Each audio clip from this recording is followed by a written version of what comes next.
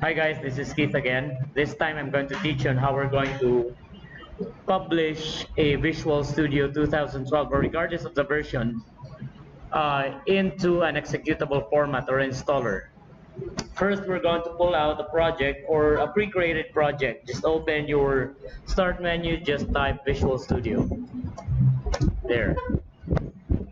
So I have a couple of projects in here, so I'm just going to use this one, the while statement. So I'm going to click on this. Now be sure that your project or the forms on your project doesn't have any errors in it, especially in the coding. The first thing that you're going to do is just to click on start, just to check if the project has an error or not. Now, I'm going to check each one of them.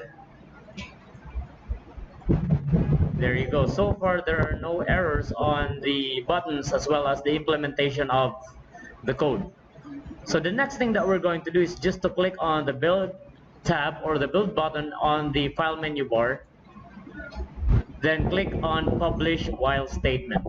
So while statement is the name of the project which I have created previously. So a new pop-up window will appear. Just click on next. Then another window will appear. Just click on next. Then click on finish.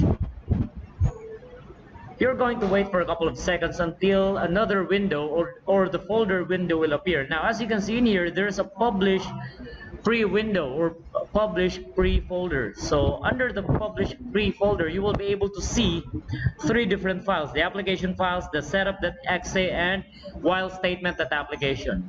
Now, the setup.exe is the installer file of the project which I've just created. Now we're going to test if this particular software is working properly. So just double click on setup.exe.